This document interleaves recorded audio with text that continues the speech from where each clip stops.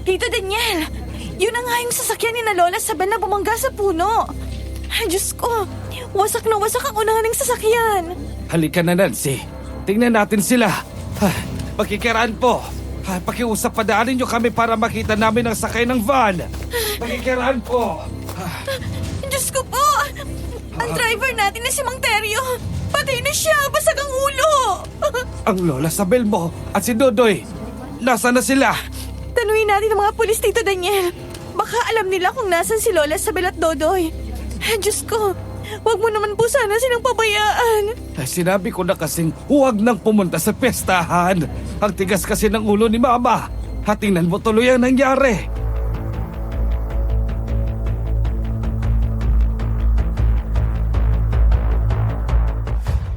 Minsan, may mga nangyayari sa ating buhay na taliwas sa ating inaasahan. Kagaya na lamang ng paghahangad nating mabigyan ng kasiyahan ang ating mga mahal sa buhay. Gusto natin ng masayang bakasyon, pero minsan ay hindi yun nangyayari. Sa halip ay napapalitan ng lungkot dahil sa mga taong masahol pa ang ugali sa hayop. Nasabi ko po ang mga bagay na yan, Sir Jupiter, dahil sa aking naging karanasan. Ilang dekada nang nakakaraan na nangyari sa isang malayong baryo sa La Union. Tawagin mo na lang akong Efren. Sa ngayon ay isa na akong retiradong pulis. Tuwing sumasapit ang kapistahan sa aming lugar ay hindi ko maiwasang maisip ang malabangungot na karanasang nangyari sa aking pamilya. Minsan talaga mayroong mga hayop na nagpapakatao at mayroong mga tao na nagpapakahayop.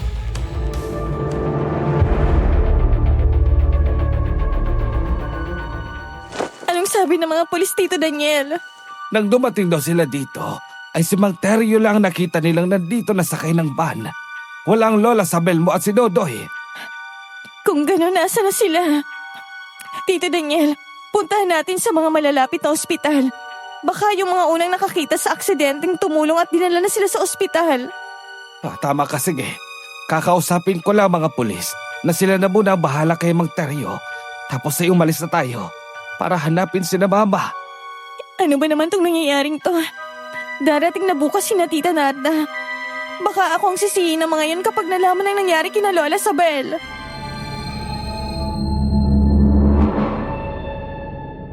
Ayon kay Nancy, matapos na makausap ni Tito Daniel ang mga pulis ay umalis na sila roon at nagbunta sila sa pinakamalapit na ospital para alamin kung mayroong pasyente na dinala doon galing sa aksidente. Pero napuntahan na nila ang dalawang ospital at nalaman nila na walang mga bagong pasyente na dinala roon.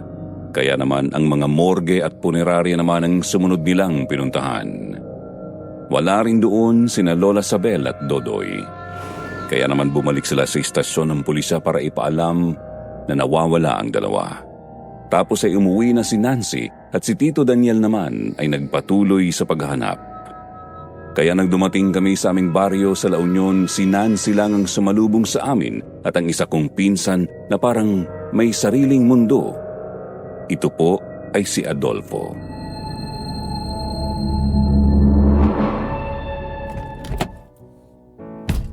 Kuya Efren, Tita Narda, mabuti naman at nakarating kayo ng maayos. Mabuti din at sumama ka ulit dito sa amin sa La Union, Ate Selena. Oo, Nancy. Sabay kaming humingi ng bakasyon ni Efren kasi nga magbabakasyon kami rito. Oo, Nancy. Medyo nakakapagod magmaneho pero ayos lang. Maganda na rin ito at makapagbabakasyon ako. Saka kumusta naman sina Lola Sabel at Dodoy? Nauna silang umuwi dito kasi makikipiesta daw sa kabilang baryo. Iyon nga ang malaking problema, Kuya Efren . Parang bula na naglaho sina Lola Sabel at Dodoy nang makifiesta doon. At si Mang Teryo, patay na siya. Nasa morgue na. Nawawala ang Lola Sabel mo at si Dodoy? Ano bang nangyari? Opo, Tita Nata. Hindi na sila nakabalik dito matapos makifiesta. Kaya nga kabadong-kabado na kami. Yung van kasi na sinasakyan nila bumangga sa puno. Kaya namatay si Mang Teryo. Diyos ko, kung ganun, nasa na sila Lola Sabel at Dodoy? Saang baryo ba sila nakipiesta? Bakit sila nawala? Dun sa baryo ni na Doña Amelita. Sa kabilang baryo lang. Dun nga kami nagtataka ni Tito Daniel. Kaya nga matapos na makita namin ang nangyari sa van, nagpunta kami sa mga ospital at morgue. Wala rin sila doon. Kaya nag-follow up report kami sa istasyon ng pulis na nawawala silang dalawa. Kung ganon, ano na kayang nangyari kina Mama at Dodoy? Nasaan na sila ngayon? Bakit naglaho silang parang bula? Tita Narda, natapos ko nang ipalinis ang mansyon. Kaya pwede na kayong tumuloy at makapagpahinga. Mahabang naging biyahe nyo. Salamat, Nancy. Mamaya ko na ibibigay ang pasalubong mo, ha? Parang biglang sumama ang pakiramdam ko eh. Paano ba ako makakapagpahinga ng maayos kung ganito ang malalaman ko? Pumasok na tayo sa loob ng bahay, ma'am. Doon na tayo mag-usap. Han, ipapasok na sa loob si Mami. Sige, Han. Ako na bahala dito sa mga gamit natin. Tayo na po, Tita Narda. Pumasok na tayo sa loob ng bahay nyo. Aalalayan namin kayo ni Ate Selena. Ay nako, yan ang habang sinasabi ko. Kaya ayoko na mauna silang bumiyahe. Ang tigas talaga ng ulo ni Mama. Tingnan mo tuloy ang nangyari ngayon.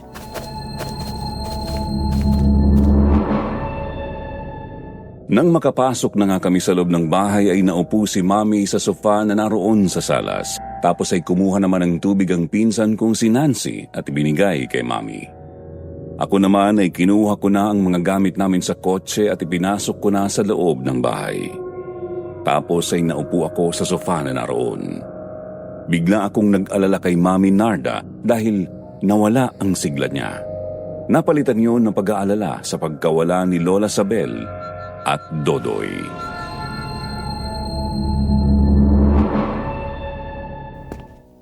Nasa na bang Kuya Daniel? Anong ginagawa niya? Bakit ba kasi hindi niya sinamahan ng Lola Sabel niyo na makipiesta sa kabilang baryo? Kasi nga po may sakit din si Papa. Kaya hindi ako nakasama sa kanila. Pero hindi po tumitigil si Tito Daniel sa paghahanap kina Lola Sabel kahapon pa.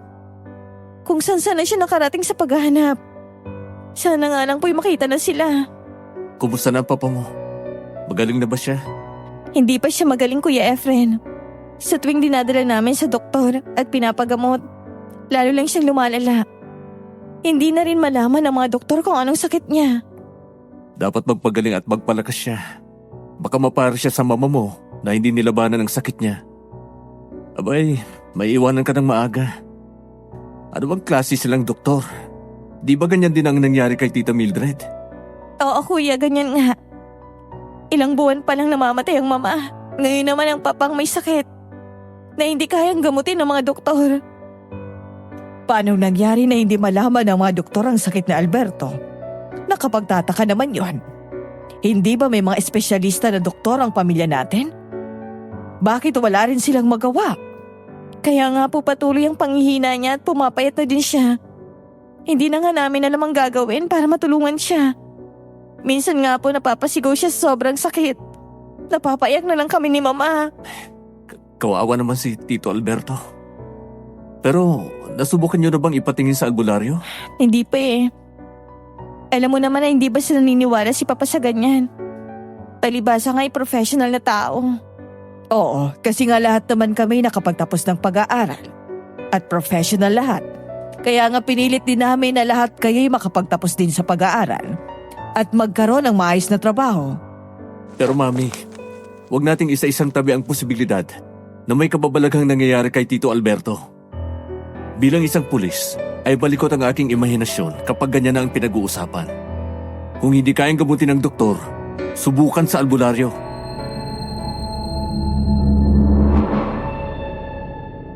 Naputol ang pag-uusap namin nang pumasok doon ang isa pa naming pinsan na si Adolfo.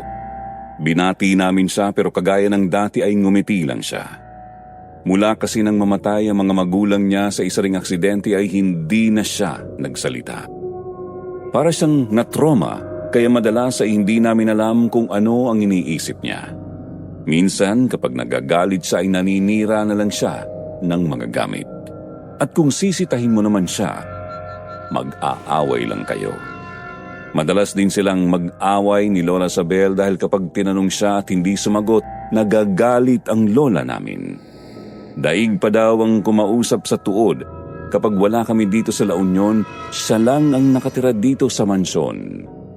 Nang pumasok na siya sa kanyang kwarto ay muli kong napansin si Mami.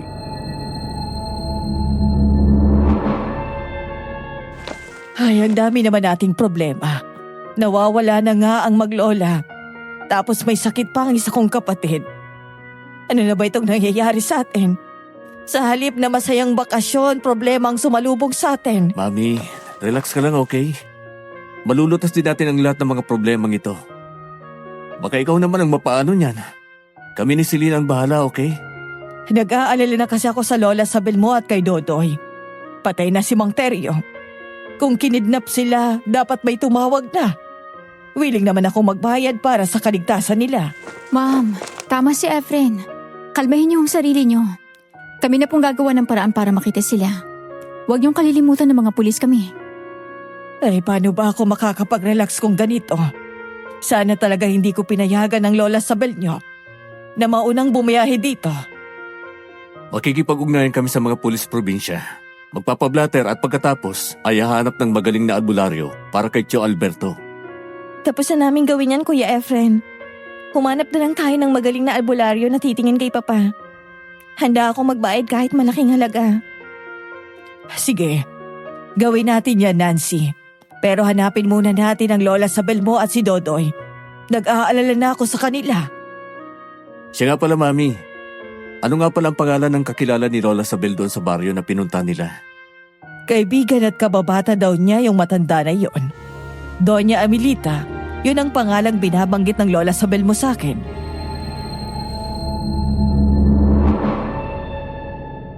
Nang kunin ko ang aking maleta ay inilabas ko doon ang isang maliit na bag kung saan doon nakalagay ang aking service firearms, police ID at tsapa. Inilagay ko rin doon ang 2 magazine na loaded din ng bala.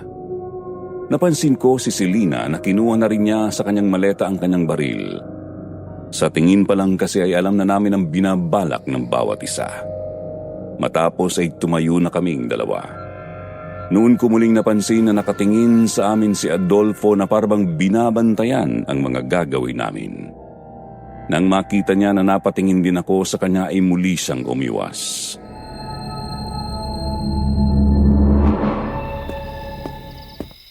Saan ka pupunta, Efren? Mami, akala ko sa pagpunta natin dito ay makakapagbakasyon tayo ng masaya. Akala ko ay makakapagpahinga na ako pansamantala. Kasi nanghingi kami ni Selena ng bakasyon kay Major Baldi Cantos. Hindi pa rin pala makakapagpahinga eh. Sisimulan na po namin ngayon ang unang hakbang para malaman kung ano ba talaga nangyari kina Lola Sabel. Sige, gawin yung lahat ng nalalaman yung paraan para makita ang kapatid mo si Dodoy at ang lola Sabel nyo. Ayaw mo bang magpahinga muna? Mahabang naging biyahe natin. Pwede naman ako muna ang pumunta sa presinto. Sasamahan kita, Efren. Tayong 2 mag-iimbestiga niyan. Baka naman may mga taong kumidap kina Lola Sabel para ipatubos ng malaking halaga. Iyon na nga din ang isa sa mga naisip ko, Selena. Nancy, wala pa bang tumatawag sa inyo para makipagtransaksyon? Sa amin wala pang tumatawag, Kuya. Hindi ko lang alam kung mayroon ang tumawag kina Tito Daniel. Kung ganun, pumunta muna tayo sa istasyon ng pulisya o military para mag-follow up tayo. Baka kasi hindi nyo pa na-report ang pagkawala nila. Sige na, lumakad na kayo ni Selena. Mag-iingat kayo. Han, ayos lang bang iwanan natin dito si Ma'am? Para kasing hindi ko gusto mga kilos ni Adolfo. Para bang hindi gagawa ng mabuti. Ganun lang talaga siya, Han. Mula nang mauli na siya, ganun ang naging kalagayan niya.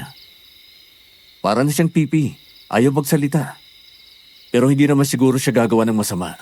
Kasi alam niya na wala tayong ibang pagbibintangan kundi siya. Saka naroon naman si Nancy.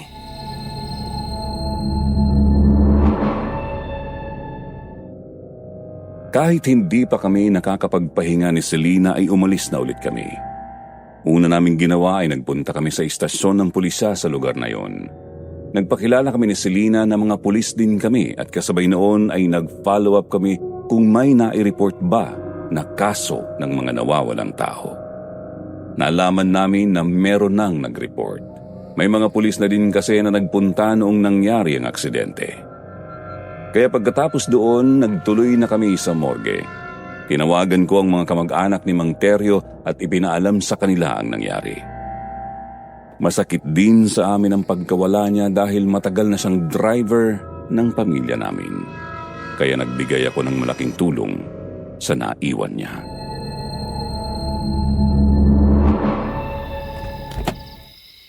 Kilala ko si Mang Teryo.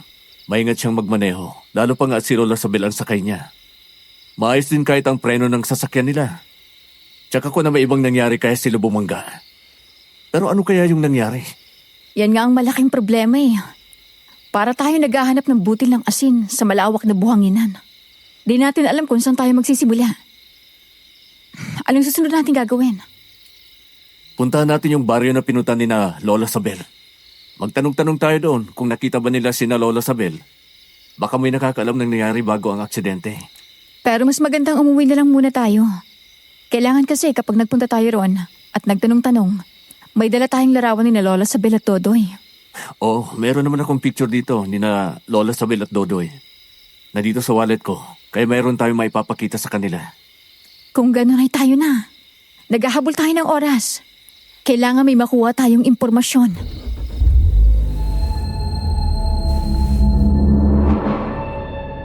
Nang umalis nga kami ni Selena sa police station ay nagtuloy kami sa baryo na pinuntahan ni na Lola Sabel kung saan kami nagsimulang magtanong-tanong.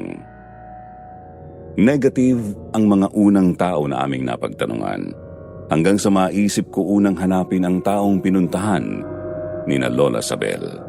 Kaya nagtanong-tanong kami ni Selena kung saan ang bahay ni Doña Amelita. Nagkataon na kilala pala siya sa kanilang lugar dahil may kaya pala siya sa buhay. Malaki ang kanyang bakuran na puno ng malalaking puno ng nyog at mangga. Sa pinakasentro ng bakuran, naroon ang kanyang malaking bahay.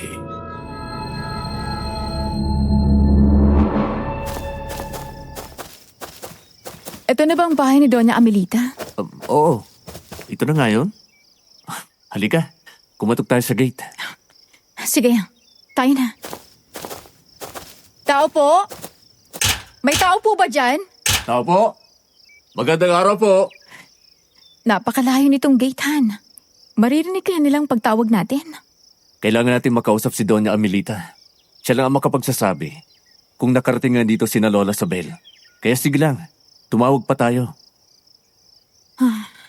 Tao po, may tao po ba dyan? Teka, nakabukas naman pala ang gate eh. Ano kaya kung pumasok na lang tayo? Kasi sa tingin ko, hindi nila maririnig kung may tao rito. Wala naman kasing doorbell. At hindi rin naman nila alam na mayroong darating dito. Sige, hindi naman siguro nila tayo kakasuhan ng trespassing kung papasok tayo. Kasi dalawa lang tayo, ibig sabihin, dos passing lang. Ikaw talagan, puro kakalokohan. Halika na, pumasok na tayo.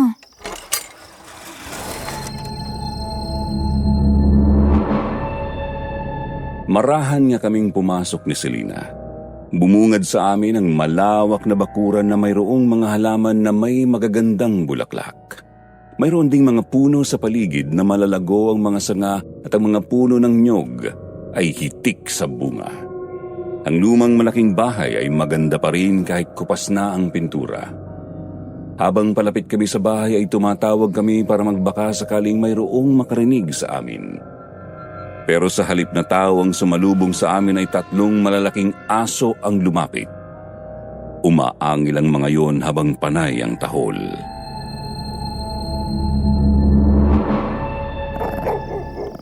Pampu, relax ka lang. Huwag mo kaming kakagatin. Hindi kami gagawa ng masama. Nasaan ang amo mo? Han, ano bang sinasabi mo dyan? Kilala mo bang mga aso na yan? Pampu bang pangalan niya? Hindi ko alam kung anong pangalan nito, Han eh. Bakit tinawag mong Pampu yan? Pampu? Pampulutan. Ikaw talaga. Naku po, Han. Lalong nagalit sa atin eh. Ayan na sila, papasagot na. Atras tayo, Han. Dali. Masakit makagat ang aso, ha? Gumawa ka ng paraan, Han. Papasagot na sila. Itaboy mo sila palayo.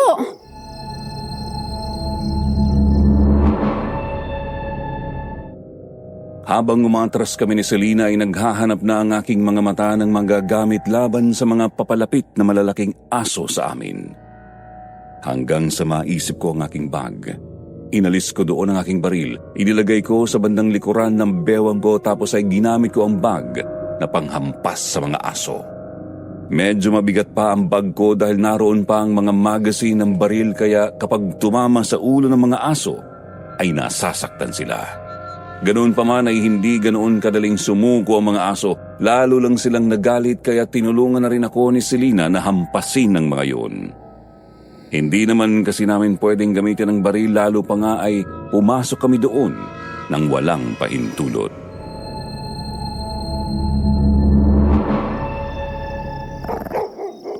Ramiro? Marta? Negra? Tumigil kayo! Layuan niyo sila! Su! Yun pala ang pangalan ng mga asuhan. Kaya tingnan mo, umalis na silang lahat. Puro ka kasi kalokohan eh. Sabi mo pampu. Pampulutan kaya nagalit sila. Han, normal na talaga sa asong magalit kapag hindi nila kilala ang mga taong pumasok sa teritoryo nila. Maraming salamat pare. Pumasok kayo sa bakura namin nang walang pahintulot. Alam niyo ba na pwede kayong kasuhan sa ginawa ninyo? Pwede rin namin kayong patayin dito. At sabihin gusto niyong magnakaw. Sandali pare. Hindi kami masamang tao. Tumatawag kasi kami pero walang sumasagot. Kasi malayo nga ang bahay. Nakabukas naman ang gate kaya pumasok na kami. Tsaka, mga pulis kami. Mga pulis daw ang mga ito!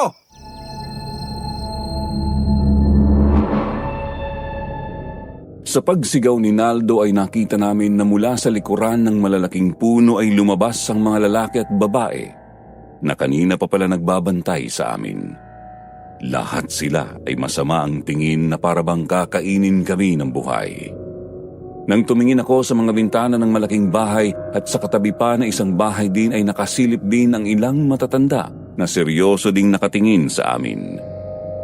Kaya tiningnan ko ng seryoso si Selena. Kumindat ako para malaman niya na nasa panganib kami. Kaya kailangan niyang maging handa.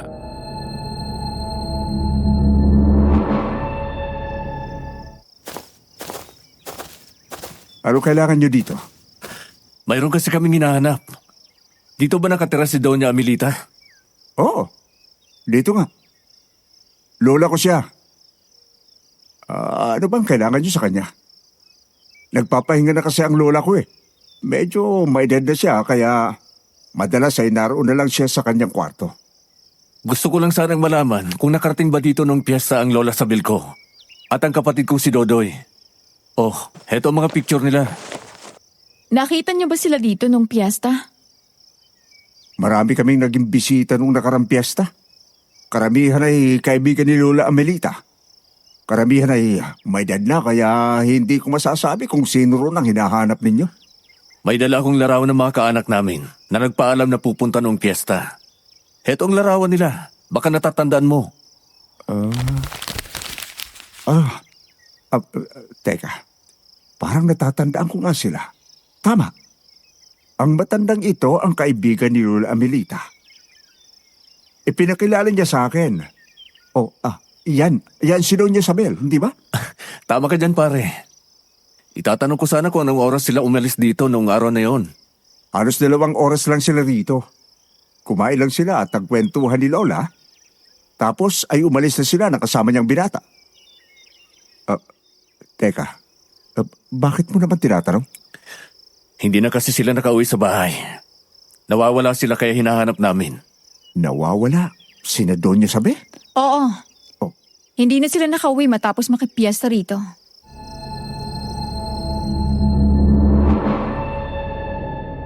Naputol ang pag-uusap namin nang bigla ay tumahol ang mga aso habang nakatingin sa pintuan ng malaking bahay. Paano ay lumabas doon ang isang matanda na halos kasing edad ni Lola Sabel. Ayon kay Naldo, yun si Doña Amelita. Narinig pala niyo ng kaguluhang nangyayari kaya lumabas. Humarap sa amin at sinabing nagkita nga sila ni Lola Sabel. Pero nagpaalam din pagkatapos nilang magkwentuhan. Pero napansin ko ang balabal niya. Pag-aari yun ni Lola Sabel kaya bigla akong kinabahan pero hindi ako nagpahalata. Naisip ko kasi na delikado kami ni Selena kung gagawa ako ng marahas na hakbang. Nasa loob kami ng kanilang bakuran.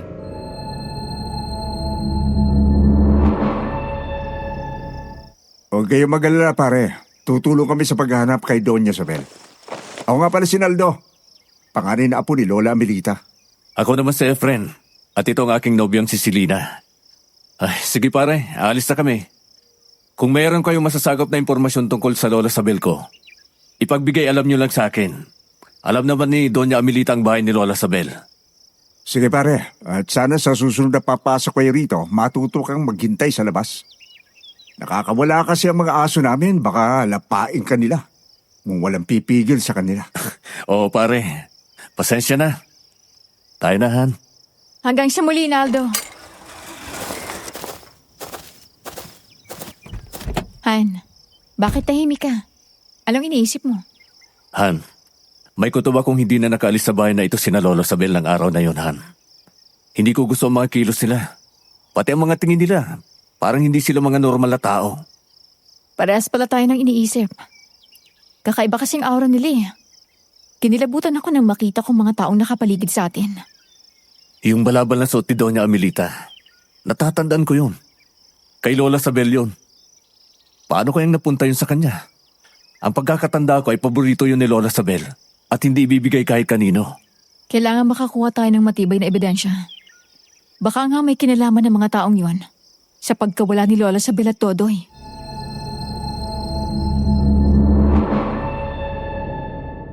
Nang matanaw ko na nakasilip pa rin sa siwang ng gate si Naldo ay naisip ko na umalis na kami sa lugar na yon. Baka naririnig pa niya ang pinag-uusapan namin ni Selena.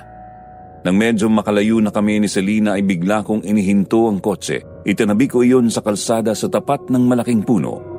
Tapos ay bumaba ako ng kotse kaya naman sumunod si Selena.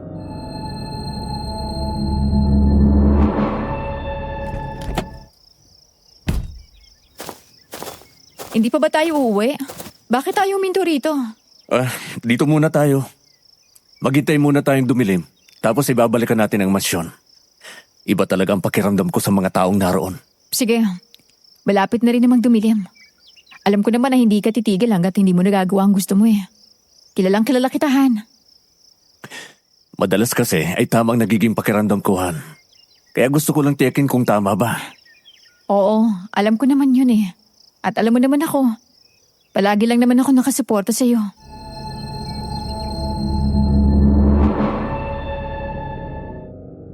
Mabilis nga ang naging paglipas ng mga oras, unti-unting kumalat ang dilim.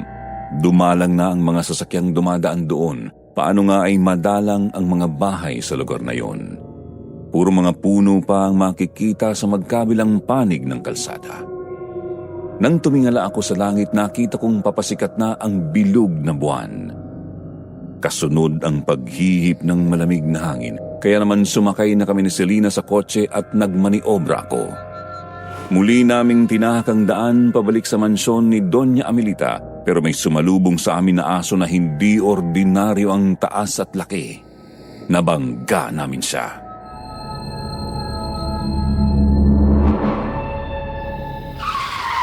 Han! Nakabangga ka ng aso! Ha? Tumalsik siya ng malayo. Ha? Parang patay na yata. Hindi ko naman sinasadya. Siya naman ang biglang sumalubong. Teka, dito ka muna at bababa ako. Titingnan ko kung buhay pa siya. Sasama ako. Kailangan palagi ka may backup. Tumayo agad siya. Parang baliwala lang sa kanya ang lakas ng pagkakabangga ko. Han, hindi lang pala nag-iisang aso na yun eh. Tingnan mo paligid oh. Ha? Ang dami nila. Lahat sila'y galit na umaangil sa atin. Teka, dahan-dahan kang umatrasan. Pabalik sa kotse pero humanda ka. Baralin natin ang unang susugod sa atin. Sige. Narinig mo ba yun? Yung malakas na alulong? Oo. Lahat sila ay napatingin sa iisang direksyon. Doon sa pinanggagalingan ng alulong.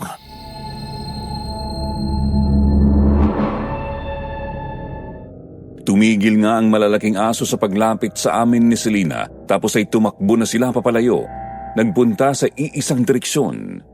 Nang wala na ang mga malalaking aso, muli naming nakita si Naldo. Seryoso siyang lumapit sa amin, kaya naman Isinukbit na namin ang aming mga baril, bagay na nakita ni Naldo.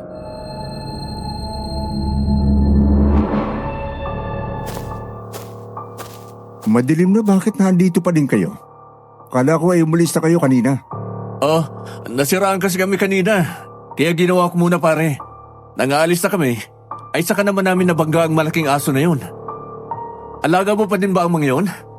Oo, alaga ko ang mga yon. Mabuti na lang at narinig ko ang malalakas nilang pagtahol. Kaya lumabas ako. Kung hindi, baka nasaktan mo ang mga aso ko. O kayo naman ang masaktan nila. Maraming salamat, Naldo. Pasensya na kung nabangga namin ang isa sa mga aso mo. Kung nasiraan kayo, sana ay humingi kayo ng tulong sa amin. Inabutan tuloy kayo ng dilim dito. Marunong naman ako ng troubleshooting pare. Kaya kung mild lang naman ang sira ng sasakyan ko ay makakaya kong gawin. Oh, paano? Aalis na kami. Salamat uli ah. Sige, mag-ingat kayo. Muntik na tayong mapalaban sa mga asong yun ah. Mabuti na lang dumating si Naldo. Pero teka lang, nasaan na yun? Oo nga ah. Ang bilis naman niyang nawala. Kanina bago tayo sumakay sa kotse, nandyan lang siya. Ngayon wala na. Talaga may kakaiba sa taong yun. Isang saway lang niya sa mga asong naroon, lahat ay nagsialisan. Mabuti pa siguro, umuwi na muna tayo Han. At planuhin natin ang mga susunod na gagawin.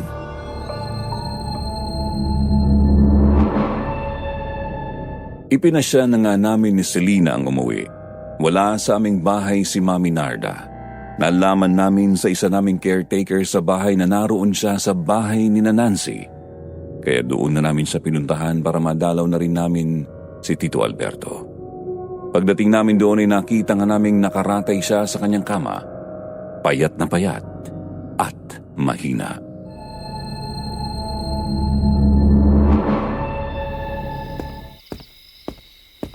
Tito Alberto, patingin nga po ng mga kamay niyo. Bakit naman kailangan mong tingnan ng mga kamay niya, Efren? Kasi kayo ay lumaki sa mayamang pamilya. Marami ang buhay dahil mapera si Lola Sabel. Puro doktor ang takbuhan niyo kapag kayo nakakasakit. Pero sa sakit ni Tito Alberto, walang magawa ang doktor. Kaya may gusto lang akong siguruhin, Mami. Oo nga po, Tita Narda. Hanggang ngayon naman puro tayo doktor kasi nga kaya namang magbayad kahit magkano. Pero walang magagawang pera kung wala namang doktor na kaya magpagaling kay Papa. Oh, ayan na. Iniaabot na sa'yo ng Tito Alberto mong mga kamay niya. Saluhin mo na at nangihina na siya. Opo, Mami. Tito Alberto, pagpapantayin ko lang ang mga daliri mo na hinliliit, ha? Sinasabi ko na nga ba eh. May nangyayaring kababalagan kay Tito Alberto. Anong ibig mong sabihin, Kuya Efren? Eto, tingnan mo. Hindi pantay ang mga daliri sa hinliliit ni Tito Alberto. Ibig sabihin ay may taong nagalit sa kanya na gumamit ang karunungang itim. O kaya naman ay mayroong mga nilalang na hindi nakikita ang nagalit sa kanya. Ganun bang ibig sabihin kaya hindi pantay ang mga daliri? Opo, Mami Narda. May mga natin na kaming nahawakan na kaso ng mga ganyan noon. Kasi kahit sa ganitong panahon, uso pa din ang mga ganyan. Lalo na nga dito sa probinsya. Hindi tayo dapat mag-aksaya ng panahon. Kailangang makahanap tayo ng magaling na albularing titingin kay Tito Alberto. Nancy, may kilala ka bang albulary sa bayang ito? Wala, Kuya Efren. Kasi nga kapag may nagkakasakit sa pamilya, doktor ka agad ang takbuhan namin. Doon may naririnig ako na magaling na albularyo. Hindi ko lang alam kung totoong albularyo yon. Tsaka kung buhay pa ba hanggang ngayon. Sinong albularyo yun, Mami? Si Mang Turo. Sa baryo nang namakpakan siya nakatira. Anong ingay yun? Pagkatapos ng malakas na kalabog ay parang may naglalakad naman sa bubungan niyo, Nancy. Mabibigat ang mga yabag niya. Hindi nga po namin alam kung bakit tuwing gabi may kumakaluskos sa aming bubungan. Lalo na dito sa tapat ng kwarto ni Papa. Minsan nga po naiisip ko na baka pusa lang yun. O kaya naman bunga lang yun ng niyog na nahulog kaya kumalabog. Pero sa tingin ko, hindi yun pusa. Narinig niyo bang alalong ng mga aso? Ibig sabihin yan, meron silang nakikita na nakakatakot. Mayroon ng malakas sa flashlight mo, Nancy. Titignan ko kung anong nasa bubungan niyo.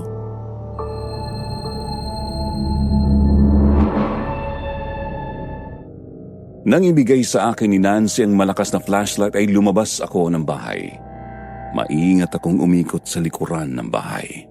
Nagulat ako nang biglang tumalon at tumakbo palayo sa akin ang malaking pusa na itim dahil doon ay hinawakan ko na ang aking baril. Dahan-dahan ang aking mga hakbang, halos walang ingay ang mga sapatos ko. Sinadya kong hindi pa ilawin ang flashlight dahil plano ko na tingnan muna kung ano ang nasa bubungan bago ko tanglawan kasi maliwanag naman ang buwan. Nang makalayo na ako ng kaunti sa bahay at tanaw ko na ang bubungan ay saka ko ginamit ang flashlight. Wala naman akong nakita roon.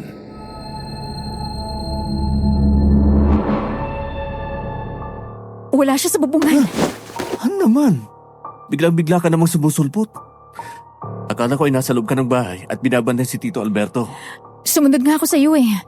Nang tumakbong pusa kanina, saglit siyang tumigil. Tumingin sa puno kaya napatingin din ako sa punong malaki. Efren, merong tao. Hayang tingnan mo. Pero huwag kang papahalata na nakikita natin siya. Mukhang unggoy ba yun? Eh di ilawan mo na para makita natin. Kapag kakaibang nilalang na yan, babanatan ko na kaagad. Oh, sige. Pumada ka na, Han. Anong klaseng nilalang yan? Hugis tao pero puno ng balahibo ang buong katawan. Unggoy ba yun? Naku po, parang alam niya ang gagawin natin. Tumalo na ulit siya sa bubungan. Ayun, ang bilis niyang tumakbo. Ikutin natin sa harapan. Doon siya tatakbo. Dali, Han! Ayun siya, Han. Humanda ka sa akin ngayon. Tama ka nga. Parang unggoy na aso mukha. Nagbabaga mga mata niya. Mahaba mga ngipin. Aswang nga ang isang to. Mag-iingat ka. Mabangis ang isang ito. Banatan na natin. Yeah! Efren, susugurin niyo tayo. Hindi kami natatakot sa'yo, hangal ka! Salubugin mo ang balang baril ko! Hup! Ang galing mo talaga, Han. Ang galing mong bumarel. Bulag tayong aswang sa likuran ng mga halaman. Huwag kang magpapabayahan hanggat hindi mo natitiyak na patay na ang iyong kalaban. Halika, dahan-dahan natin siyang lapitan. Kumanda ka lang, makabuhay pa siya. Sige, palagi naman ako nakahanda. Kapag buhay pang halimaw na yan, bibistayin ko ng bala. Teka, nasa na yun? Bakit wala na rito? Ay, sabi ko na nga ba eh. Nasugatan natin siya pero hindi napuruhan. Hayan ang patak ng kanyang mga dugo papalayo. Nakatakas na siya. Hanapin natin sa paligid. Baka nasa makakapal na halaman lang siya nagtago. Wala na siya dyan. Hindi siya mag-aaksaya ng magandang pagkakataon para tumakas. Lalo na kung may sugat pa siya. Kung ganoon ay inaaswang na nga si Tito Alberto, Han. Kasi mahina na siya. Anong nangyari? Bakit merong malalakas na putok ng baril na narinig kami? Pati ang mga kapitbahay natin na bulabog na. Paparating na din sila dito. Mami, may dumadalaw na aswang kay Tito Alberto. Kaya pala lalo siyang nangihina. Baka kapag tulog na siya ay saka siya inaatake ng aswang na yon. Para sipsipin ang dugo niya. O kaya naman ay kahit gising siya, ay sinasalakay siya at inuunti-unti siyang patayin. Malaya niya nagagawa yon. Kasi wala naman yata nagbabantay sa papa mo kapag tulog na siya. Tama ba ako, Nancy? Oo, Ate Selena, tama ka. Hindi naman kasi namin alam na aswang palang may gawa ng mga ingay na yun kapag gabi. Kaya pala merong mga sugat si Papa sa mga kamay at leeg pagdating ng umaga. Kaya pala hindi na rin siya makapagsalita. Ngayong alam na natin, kailangan na nating maging handa palagi. Pero nasugatan ng aswang na yon. Magpapagaling lang yun ng ilang araw, kaya may pagkakataon pa tayo para makakilos. Bukas puntahan niyo na si Mang Turo. Teka, may impormasyon na ba kayong nakuha sa pagkawala ng kapatid mo at ni Mama? Opo, Mami. Nakausap na namin si Doña Amelita.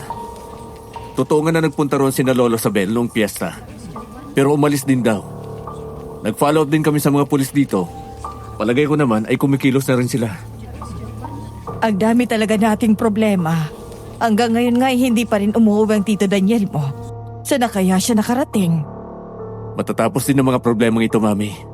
Pasamantala ay dito na lang muna tayo kina Tito Alberto. Habang hindi pa tapos ang problema niya. Para may katulong din si Nancy sa pagbabantay. Salamat, Kuya Efren. Oh, siya nga pala, malalim ng gabi. Alam ko hindi pa kayo nag-dinner, kaya nagluto ako kanina. Tayo na, kumain na muna tayo.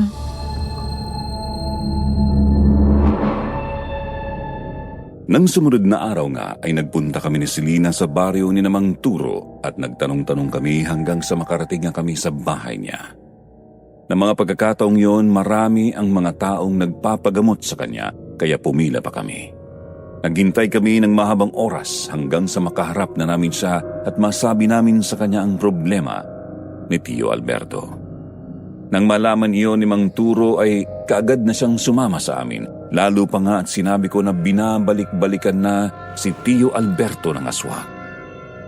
Nang makarating kami sa bahay, kaagad na nagsagawa ng ritual si Mang Turo sa pamamagitan ng kandilang pula na ipinatak sa tubig na nasa palanggana.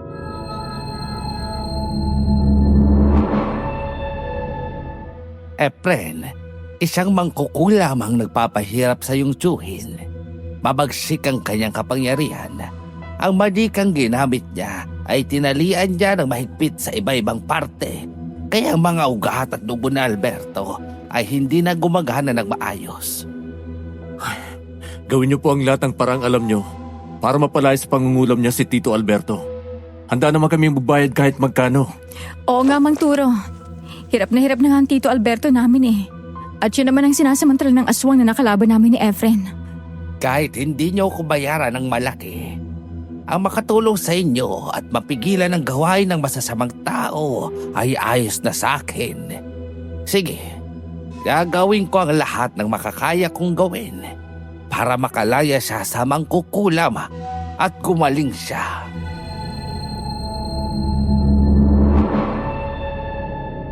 Muli nga nagsagawa ng malalim na orasyon si Mang Turo. Kasunod ay hinawakan niya ang kamay ni Tito Alberto at mayroong itinali na pulang laso. Nang hawakan niyang malit na daliri ni Tito Alberto ay bigla iyong sumigaw. Boses babae ang narinig namin mula sa kanya.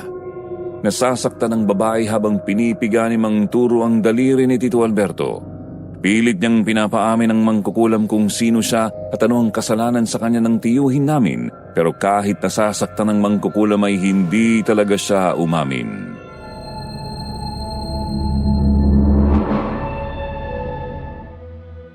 Babae pala ang mangkukulam na nagpapahirap kay Tito Alberto. Napakawalang hiya niya. Sige, Mang Toro, bigyan niyo ng leksyon ang mangkukulam na yan. Oo, siya ang mangkukulam na nagpapahirap kay Alberto. Nahuli ko na siya, pero talagang matigas. Ayaw umamin kung sino siya at ano ang nagawang kasalanan sa kanya. Kapag hindi ka nagtapat, ay lalo kitang papahirapan. Sino ka? At ano ang nagawang kasalanan sa iyo ng taong ito? Mang Toro, bahala na po kayo kung anong gagawin niyo sa mangkukulam na yan. Ang mahalaga lang naman sa amin ay gumaling ang aming tiyuhin. Sige, friend. Kung magmamatigas ang mangkukulam na to, ay papahirapan ko siya hanggang sa maubusan na siya ng lakas. Magtapat ka na hanggat may pagkakataon ka pa. Anong kasalanan sa iyo ng lalaking ito? Hirap na siya, Mang Turo. Konti na lang aamin na yan.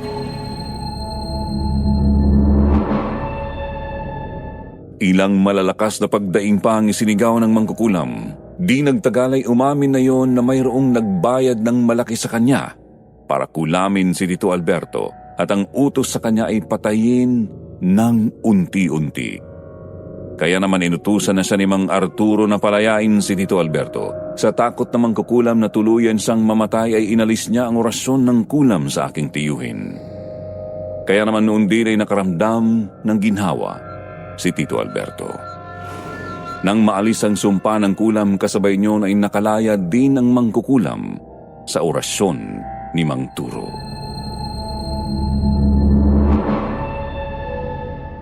Magaling na po ba si Tito Alberto, Mang Turo? Oo, magaling na siya sa ngayon. Pero maaari ulit siyang kulamin ng mangkukulam na iyon kapag wala na ako. Kaya mas mabuti pa ay tapusin na natin to, Efren. Samahan mo ako para tugisin ang mangkukulam na iyon sa mismong bahay niya para hindi niya nabalikan pa si Alberto. Pero paano po natin siya mapupuntahan? Kilala niyo na ba ang mangkukulam? Oo, Efren. Habang nagtatagisan kami ng lakas at kapangyarihan hanggang sa mahuli ko siya, nakuha ko ng lahat ng tungkol sa kanya. Iisa lang ang mabagsik na mangkukulam sa bayang ito. Si Aling Shoni. Kung ganun po ay tayo na. Kailangan na natin siyang puntahan ngayon habang nangihina pa siya. Nancy, aalis muna kami. Samahan ninyo ni Mami si Tito Alberto. Pupunta lang namin ang walang yang mangkukulam na yon. Sige kuya, mag-iingat kayo. Kapag nahuli niyo ang mangkukulam na yon, ipakulong mo siya. Dapat pagdusahan niya sa kulungan ang ginawa niya sa papa ko.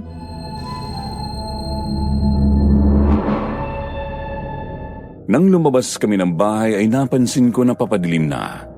5:00 na pala ng hapon. Talagang napakabilis ng oras. Kaya nagmamadali na kami ni Mang Turo na umalis. Siya ang nagturo ng daan patungo sa bahay ni Aling Shoni. 1 oras din ang naging biyahe namin. Nang makarating kami sa tapat ng bahay ni Aling Shoni ay nakita ko ang bakod na yari sa kawayan at alambre. Napapaligiran ng makapal na baging ng alupbati at matataas na halaman kaya halos maitago na ang maliit na bahay kubo. Marahan kaming pumasok sa bakuran. Hawak ang aming mga baril. Dahil ayon kay Mang Turo ay mapanganib ang tulad ni Aling Shoni. Pero bago kami makalapit sa kubo ay muli naming nakaharap ang aswang sa 2nd pagkakataon.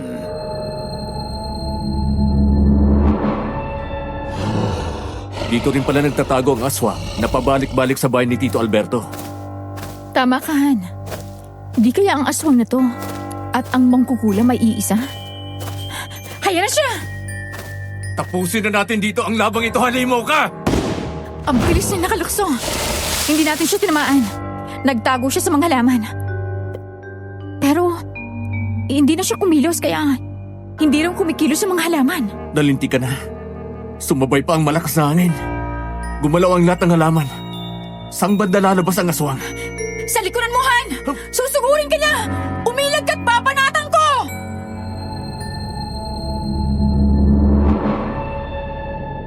Nang dambahin ako ng aswang at kalmutin ay sinalag ko ang aking kamay. Dahil nakasuot ako ng jacket na maong ay hindi masyadong bumao ng matatalim niyang kuko. Ganoon man ay ramdam ko ang hapdi sa aking braso. Nasugatan pa rin ako sa sunod-sunod niyang pagkalmot. Sinamantala ko yun para barilin siya. Muli siyang tinamaan sa tagiliran kaya muli siyang tumalon sa likuran ng mga halaman.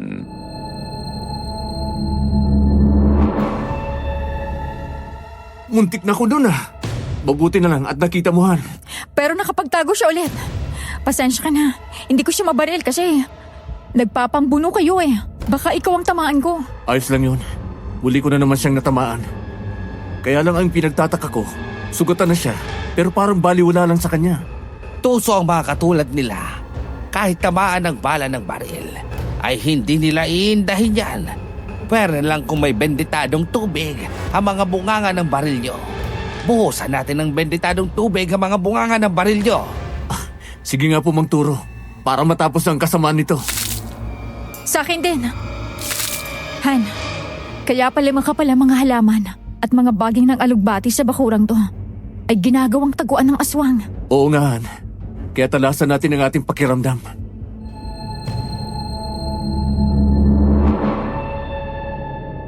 Muli nga ay hinanap namin sa paligid ng aswang pero dahil makapal ang mga halamang naroon ay hindi namin makita kung nasaan siya nagtatago. Para kasing hindi sa kumikilos sa pinagtataguan at tahimik na nanonood sa aming mga kilos.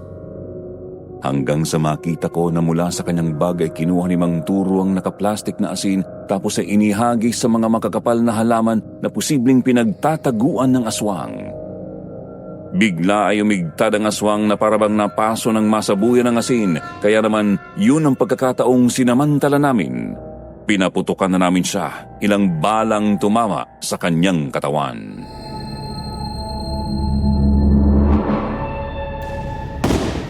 Huli ka ngayon. Hindi ka na makakatakas. Titeking ko ang kamatayan mo. Nasapul mo siya, Han. Bulagta ang aswang. Patay na ba siya? Oo, mabamatay na walang hiyang yan. Ha, pero hindi yan sa Aling Shoni. Baka nasa loob pa siya ng kubo. Kung ganun, ay tayo na, Han. Tapusin na natin ito. Pasukin na natin at huliin si Aling Shoni. Sige, pasukin mo dyan. Kami naman ni Mang Turo ang mag-aabang sa likuran. Baka tumakas siya at doon dumaan. Sige, dalian nyo. Dapat mahuli natin ang mangkukulam na ito.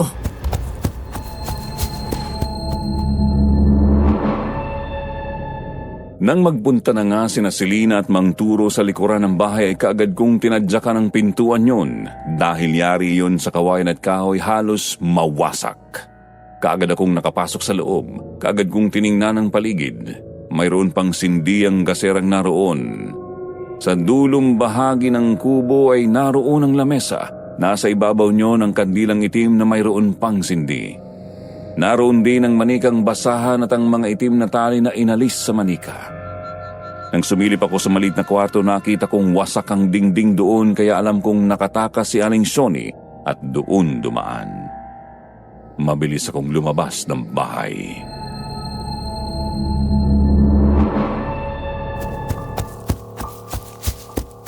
Wala na si Aling Shoni sa loob ng bahay. Nakatakas na siya. Aba, teka.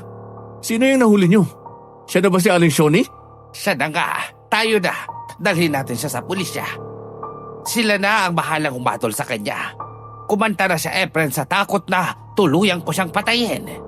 Akala siguro ng mangkukulam na to makakatakas siya. Ngayon, tsak na himas reha siya. Han, asawa pala niya yung aswang na yon. Sinadya nilang unti-unti ng pagpatay kay Tito Alberto. Binayaran daw sila ng mayamang lalaki na hindi nila kilala. Kung ganon, ay mabubulok ka sa kulungan ngayon. Siya nga pala, Mang Turo. Baka pwedeng ituro niyo sa amin kung ano ang mga pamamaraan na dapat namin gawin para labanan ang mga aswang. Oo nga naman, Mang Turo. Kayo na rin kasi nagsabi na meron pa talagang mga aswang gumagala rito. Baka may kasamahan pang napatay natin.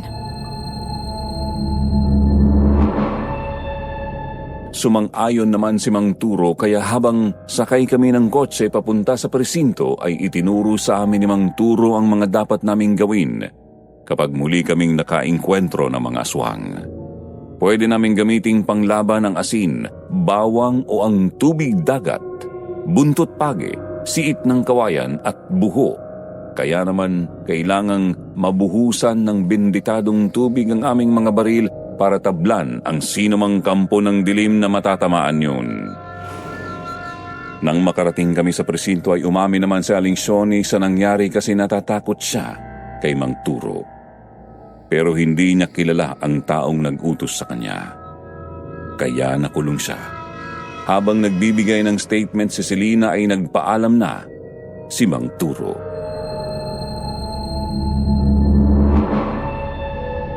Nasaan na si Mang Turo? Umalis na ba siya, Han? Oo, umalis na siya. Meron pa daw siyang pupuntahan. Hindi na nagpatid pero binigyan ko siya ng pera.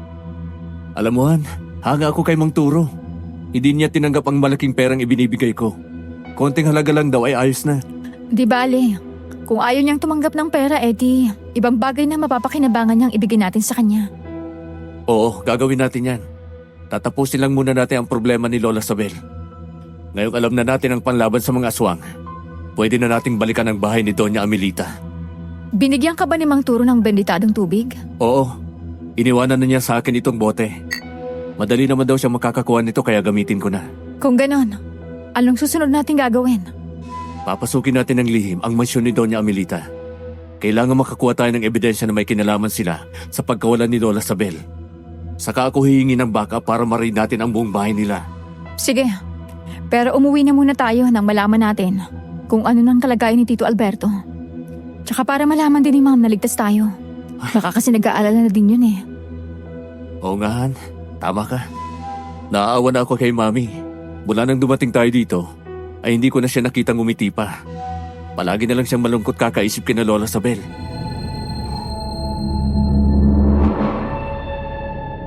Nang umuwi nga kami ni Selena, dumiretso kami sa bahay ni Tito Alberto. Natuwa kami nang makitang nakabangon na siya at ngayon ay sinusubuan ng lugaw ni Nancy. Natutuwa rin siya nang muli akong makita pero dahil hindi pa siya gaanong makapagsalita, nagmano na lang ako sa kanyang kamay. Tapos ay pinuntahan ko na si Mami sa salas ng bahay. Nakita ko na bahagyang sumaya ang mukha niya. Nabawasan kasi ng kaunti ang aming problema.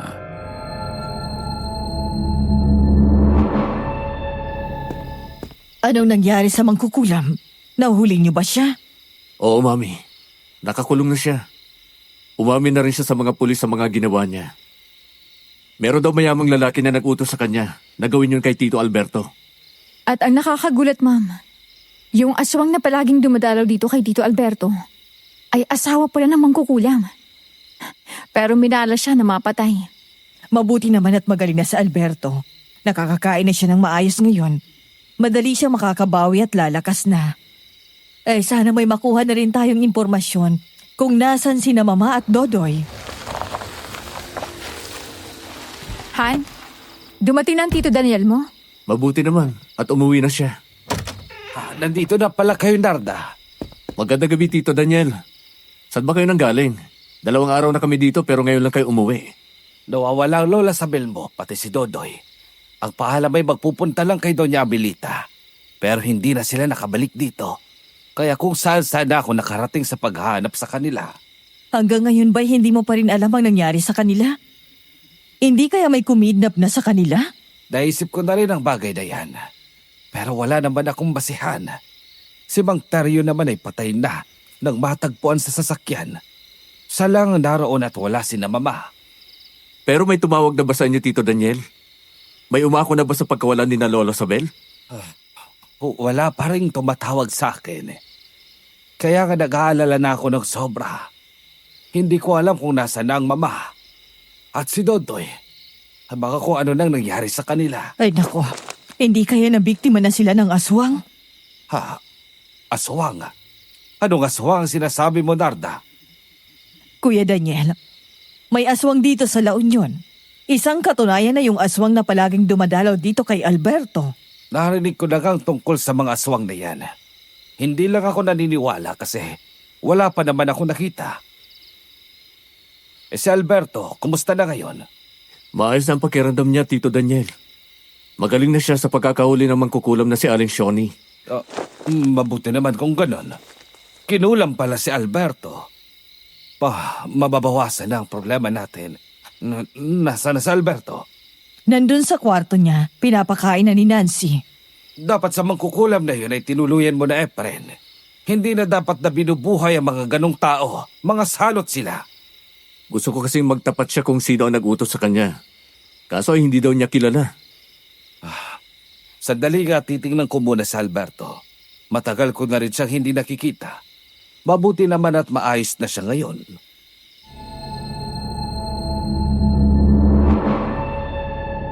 Kaagad na pumunta si Tito Daniel sa kwarto ni Tito Alberto. Kaagad siyang pumasok doon nang makitang kumakain na nga iyon at sinusubuan ni Nancy. Bakas ang katuwaan sa kanyang mukha. Kaagad siyang lumapit at tinapik ang balikat ni Tito Alberto. Sinabihan pa niya na magpalakas para magawa na ulit yung dati nilang ginagawa na magkasamang nagbibisikleta para magpapawis. Minsan ay dumadayo sila sa matataas na bundok para umakyat doon. Tapos ay muli siyang lumabas ng kwarto. Muli niya kaming hinarap.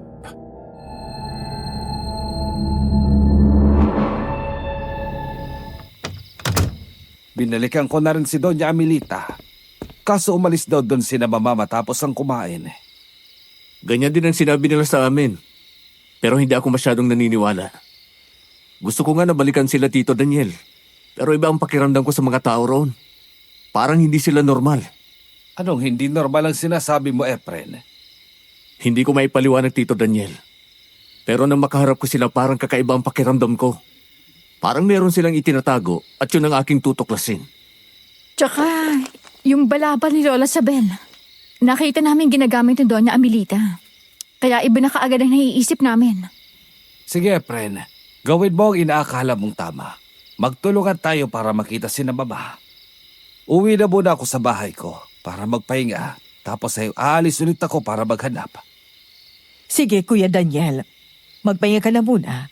Kapag meron na kaming nakuhang impormasyon kina Mama, ipapaalam namin sa inyo kaagad. Mag-iingat ka dyan kay Adolfo. Hindi ko gusto ang mga kinikilos niyan nitong mga nakarang araw. Hindi siya masaya na makita si na Mama. Narinig ko na pinapagalitan siya ni Mama kasi hindi siya sumasagot habang tinatanong. Oo nga, Kuya Efren. Tapos bigla na lang nagwala si Kuya Adolfo. Parang narinig ko ang sigaw niya na bakit umuwi pa dito si Lola Sabel. Pero sa tingin nyo ba, makakaya niyang gumawa ng masama kina Lola Sabel? Ang alam ko, paborito siyang apo yun. Paborito nga siyang apo ni Mama. Pero sumama naman siya sa inyo sa Maynila at doon tumira. Kaya si Adolfo ay naiwan ng mag-isa sa mansyon. Yun marahil ang dahilan kaya siya nagagalit at nagwawala nung isang araw bago mawala si na Mama. Nakatingin siya sa inyo. Tigilan niyo ng pag-uusap ng tungkol sa kanya. Nancy, baka nagugutom na yang si Adolfo. Tanungin mo nga kung kumain na siya. Sige po, tita. Kung hindi pa siya kumain, bibigyan ko. Kuya Adolfo, kumain ka na ba?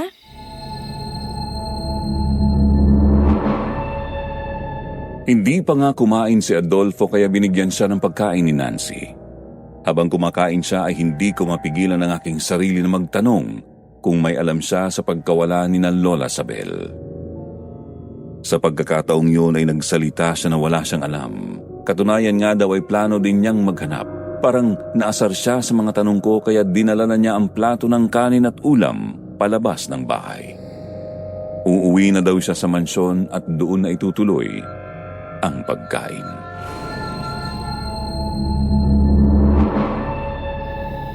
Kapag napatunayan ko na mayroon siyang kinalaman sa pagkawalan ni na Lola Sabel, hindi ako magdadalawang isip na ipakulong siya. Magkakamag-anak tayo, Efren. Pero kung lalabag nga siya sa batas, ay wala tayong magagawa kung hindi ang parusahan siya. Huwag naman sanang dumating ang oras na tayo-tayong magkakamag-anak ang maging magkalaban. O siya, sige, alis na muna ako para magpahinga. Tapos ay maghanap ulit ako kinababa. Nancy, bantayan mong mabuti ang Kuya Adolfo mo. Mag-iingat ka rin palagi. Sa tingin ko ay bibigay ng utak niyan, konti na lang. Ang ibig mo bang sabihin ay mababaliw na siya, Tito Daniel? Oo, dahil sobrang niyang dinamdam ang pagkamatay ng mga magulang niya. Solo lang siyang anak at palaging nag-iisa sa mansyon. Sa sobrang depression, baka bumigay ang isipan niya. Tandaan niyo, ang baliw, walang kinikilalang kamag-anak. Tama si Tito Daniel. Makakagawa na masasamang bagay ang taong nababaliw na. Sige na, aalis na ako. Gabi na, magpahinga na rin kayo. Huwag ka munang umalis, Tito Daniel. Mas mabuti siguro kung huli na natin si Adolfo para ipatingin sa doktor bago pa siya lumala. Baka kung naroon na siya ay magtapat na siya. Sa palagay ko'y tama si Efren.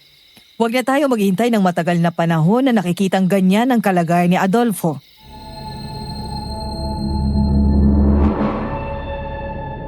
Sumang-ayon naman si Tito Daniel, kaya ng oras din yon ay kumilos na kami.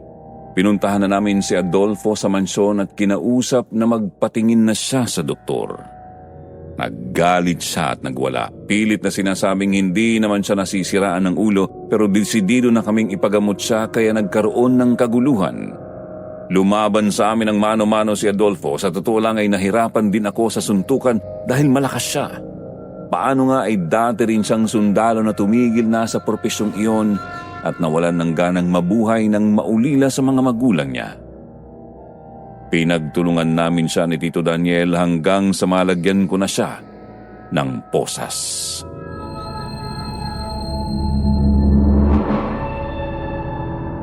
Bisit ka talaga, Adolfo. Nasisiraan ka na talaga ng ulo. Hindi mo na ako ginalang. Nagawa mo akong suntukin. Napapaliw ka na talaga. Sige na, Tito Daniel. Magpahinga na po kayo at kami na lang ni Selena ang magdadala sa kanya sa ospital. Sige, Efren. Ikaw na ang bahala dyan sa pinsan mo. Nakakainis. Nanakit ang katawan ko, Aalis na po kami ni Efren, Ma'am. Nancy, ikaw na munang bahala dito, Sige, Ate Selena, mag-iingat kayo. Adolfo, iho, huwag ka sanang magtatanim ng galit sa amin. Gusto lang naman namin na matulungan ka. Kasi ang dami na nating problema. Kung may alam ka man sa pagkawala ng lola mo, sabihin mo na.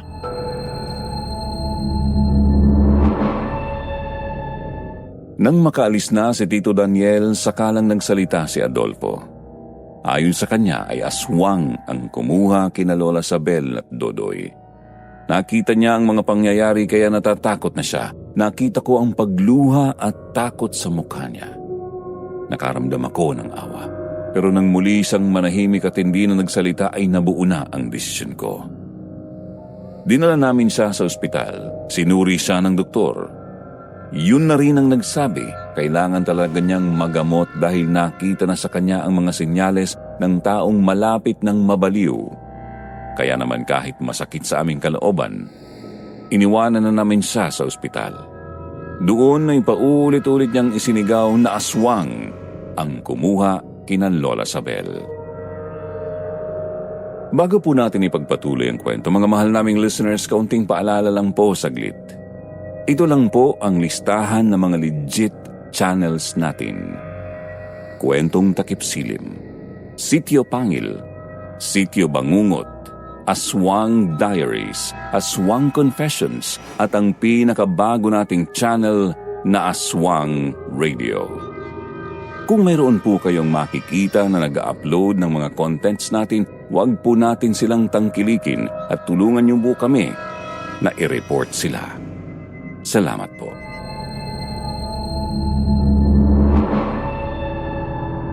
Sa palagay mo ba, totoo ang sinasabi ni Adolfo?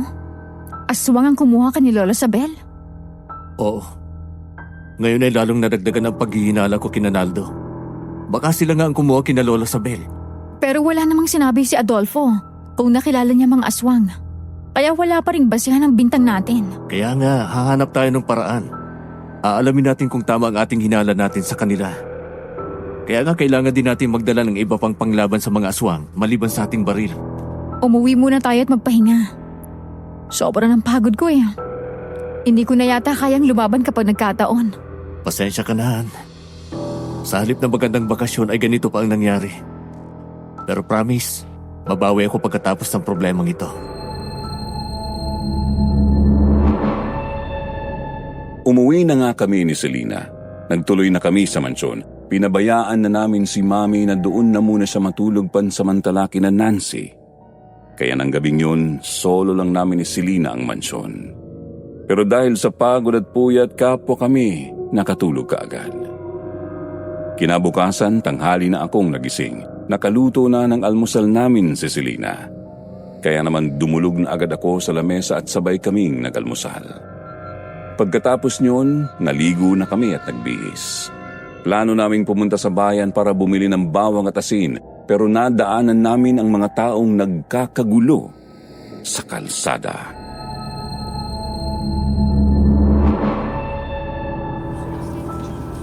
Anong meron? Bakit maraming tao? Halika, tingnan natin kung ano ang pinagkakaguluhan nila.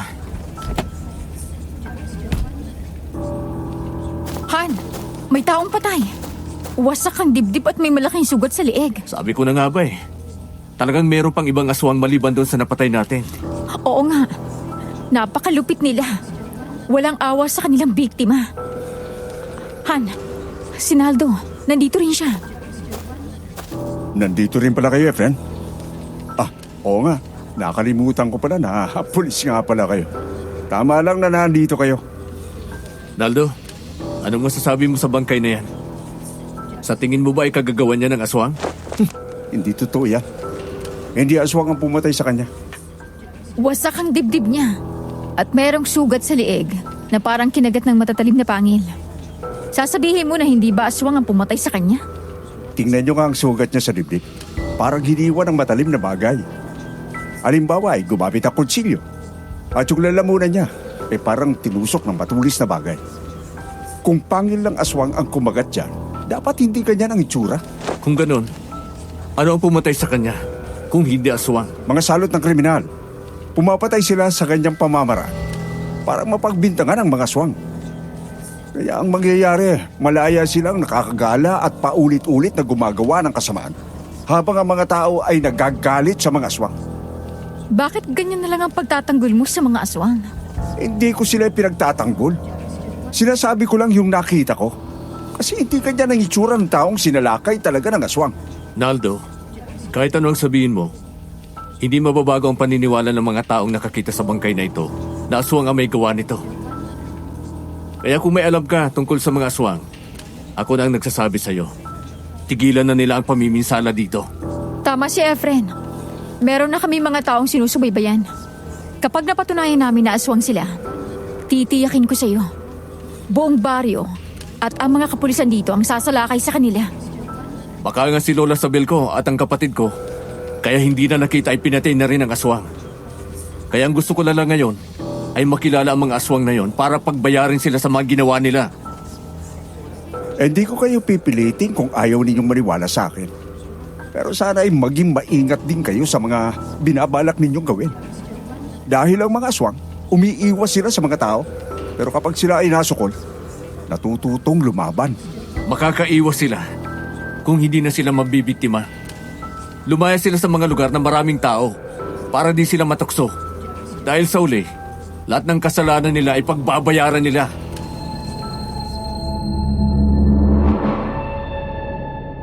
Nakita ko na parang nainis si Naldo. Umalis siya. Yun naman talaga ang gusto naming mangyari, ang inisin at insultuhin siya para malaman kung totoo man ang hinala namin sa kanya at sa mga kasama niya sa mansyon ni Doña Amelita. Nang makaalis na si Naldo ay mayroon ng mga pulis na dumating kaya naman umalis na rin kami ni Selena. Nagpunta kami sa bayan at bumili ng 2 kilong asin at mga bawang. Matapos nyon, muli kaming nakipagkita kay Mang Turo. Nagtanong kami kung paano malalaman na aswang ang aming kaharap. Sinabi niya na batuhin ng asin. Kapag napaso, siguradong aswang. Kaya matapos nyon, nagbalik kami sa aming sasakyan.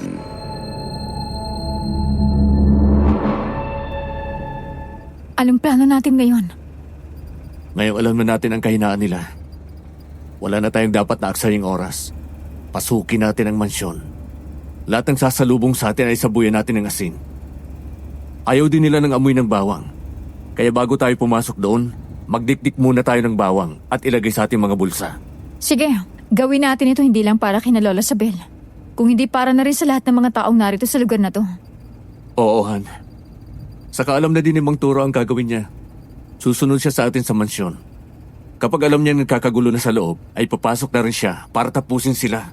Sige, buhusan na rin natin ng benditadong tubig ang ating mga baril. Oo. Samantalin natin na tirik ang araw. Mahihina daw ang mga aswang kapag ganitong panahon, sabi ni Mang Turo. O sige, heto ang baril ko. Ikaw na ang magbuhos ng benditadong tubig.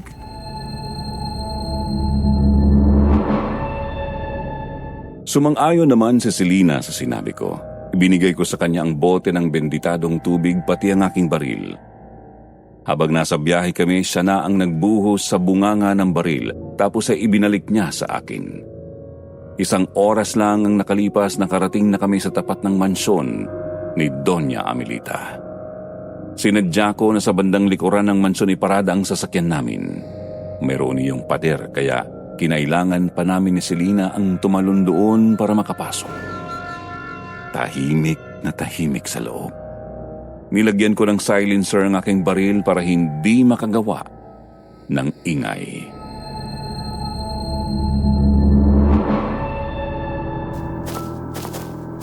Han, tama ang sinabi ni Mang Turo. Natutulog kapag araw ang mga aswang dahil puyat sa buong magdamag. 2 malalaking bahay yan ah. Alin ang una nating papasukin? Yung malaki na ang pasukin natin. Tsak na naroon si Doña Amelita. Kailangang mabawi ko ang balabal. Ebidensya yun. Han, ayan na naman ang mga istorbo. Nakakawala talaga sila para magbantay sa paligid. Ayos yan. Malalaman natin kung talagang aso nga ang mga yan. Oh, tikman niyo ang mga asin na ito. Ayusan, nasapon mo sa mukha ang aso at talaga nasaktan siya. Tingnan mong 2 pa oh. Natakot nang lumapit. Batuhin pa natin yung 2.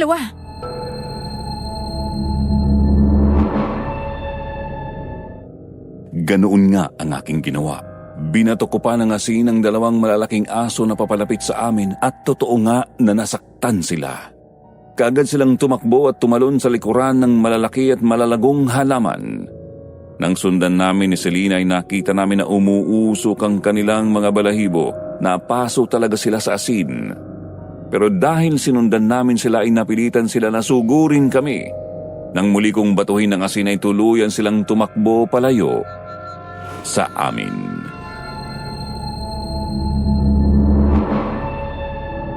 Sinasabi ko na nga ba? Hindi sila ordinaryong mga aso dahil napapaso sila sa asin. Tama ka, Han. Mga aswang din ang aso na yon. Humanda na tayo.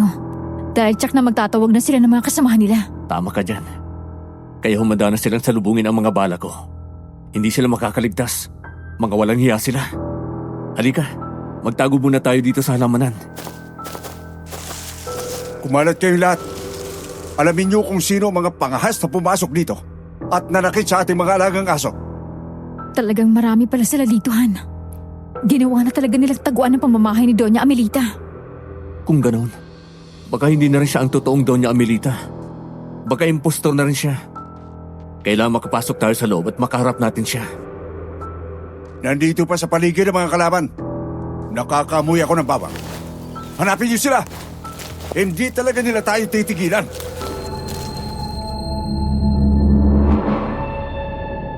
Matalas ang pang-amoy ng mga aswang. Naaamoy nila ang mga dinikdik na bawang sa aming mga bulsa, kaya hindi nagtagalay nakita na rin nila kami. Nang mayroong mga aswang na nakalapit sa amin ay kaagad kaming lumantad ni Selina. Napatigil naman sa paglapit ang mga aswang dahil ang totoo hindi nila gusto ang amoy ng bawang. Isa pa ay natatakot sila sa asin na hawak namin.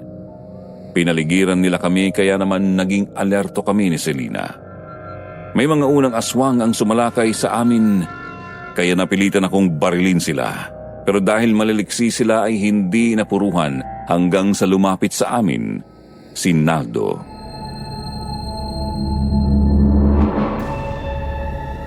Ano bang problema niyong dalawa? Bakit itinuturing ninyo kaming kaaway? Ano bang kasalanan namin sa inyo? Iisa lang naman ang gusto kong makaharap. Si Doña Amelita. Para itanong sa kanya kung nasaan ang Lola Sabel ko. Sinabi na nga namin sa inyo na wala dito si Lola Sabelyo. Umalis siya pagkatapos ng usapan nila ng Lola Amelita ko. Sinungaling ka! Mga aswang kayo! Kaya mahirap kayong pagkatiwalaan. Hindi ka na makakapagsinungaling dahil ang mga aso mo nasunog ng tamaan ng asin. Sige. Aminin ko ang totoo. Mga aswang nga kami. Pero hindi kami pumapatay ng mga tao. Mga aswang kami na mga hayop lang ang kinakain. Kaya huwag niyo kaming ituring ng mga salot. Mga aswang pa din kayo. Aminin mo ang totoo. Pinatay niyo ba sina Lola Sabel at ang kapatid ko? Kahit tumanggi naman ako hindi naman kayo maniniwala, hindi ba? Kasi bulag na kayo sa paniniwala na aswang kami. Bibigyan kita ng babala. Isa pa sa mga tauhan ko ang saktan mo. Hindi kayo makalalabas sa buhay dito. Ikaw ang bibigyan ko ng babala. Ang lugar na ito ay napapaligiran na ng mga tao. Isang malakas sa putok lang ng baril namin. Papasok na silang lahat at malilipol kayong lahat dito.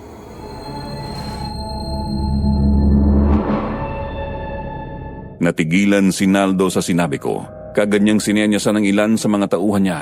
Kaagad na sumilip sa labas ng pader at napatunayan nga nila na totoo ang sinasabi ko dahil ng mga pagkakataong yun ay paparating na si Namang Turo. Kaya itinaas ni Naldo ang kanyang kamay kaya ang lahat ng mga naroon ay naging kalmante.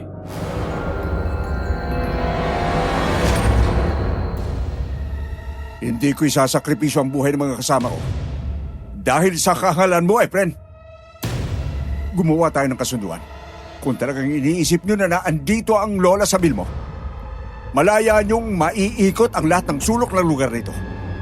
Pero kapag wala kayong nakita, alis kayo ng kusa na anuman ang inyong natuklasan. Walang makakalam. Paano pa kung makatitiyak na makikita ko si Lola Sabel kung kinain nyo na siya? Kagaya ng sinabi ko, mga aswang mang kami pero kailanman ay hindi kami kumain ng tao dahil ang Lola Sabel mo at ang Lola Amelita ko ay magkapatid. Kaya hindi namin siya magagawang saktan. Magkapatid? Anong kalokohan ang sinasabi mo? Magkapatid sila sa ina. Magkaiba ang kanilang ama. Nagkataon na aswang ang ama ni Lola Amelita at normal naman ang ama ni Lola Sabel. Ganun pa man, ay hindi nila itinuring na kaaway ang isa't isa. Walang ikinukwento na ganyan si Lola Sabel. Kasinungalingan yan. Dahil yun ang kahilingan ni Lola Amelita para mapanatili ang aming lihim.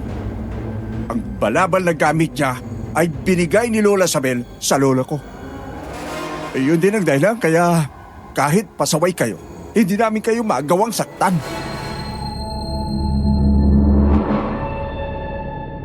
Maya-maya lang ay naputol ang pag-uusap namin nang dumating si Doña Amelita. Marahan siyang lumapit sa akin at sinabi na totoo ang lahat ng sinabi ni Naldo. May pinakita siyang larawan na kasama nilang dalawa ang kanilang ina. Family album nila mula sa kanilang pagkabata hanggang sa maging dalaga na sila at tumanda na. Yun daw ang dahilan kaya tuwing piyesta ay nagpupunta doon si Lola Sabel para dumalaw at magpakuha sila ng larawan na magkasama. Dahil doon ay nakaramdam ako ng panghihina at pagsisisi dahil kung tutuusin pala kamag-anak ko rin sila.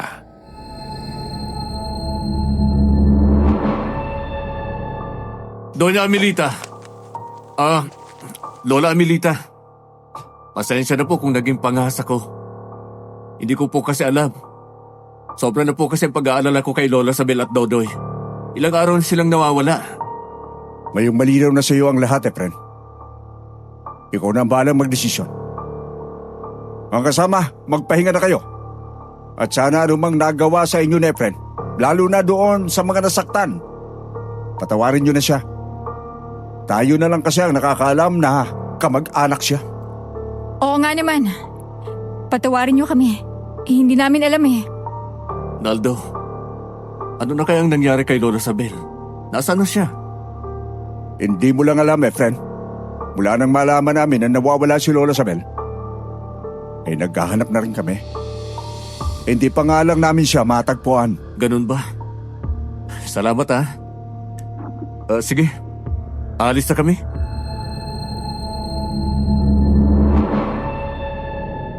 Inihatid kami ni Naldo sa gate ng mansyon. Naroon si Mang Turo. Sinabi ko kay Mang Turo na mali ang aming hinala. Hindi aswang ang mga tao sa mansyon kaya umalis na kami doon. Maya-maya lang ay naputol ang aming pag-uusap nang makita kong palapit sa amin si Tito Daniel. Kaagad ko siyang sinalubong, kasunod ko si Selena. Napansin ko na nakatingin sa amin si Naldo kaya lumayo kami ng bahagya ni Tito Daniel. Napansin ko din na natataranta ang aking tiyuhin, hindi siya mapakali habang nakatingin sa mga taong naroon. Minsan ay tumitingin siya sa di kalayuan na parabang mayroong tinatanaw. Kapag titingnan ko naman ang direksyong tinatanaw niya, wala naman akong makita.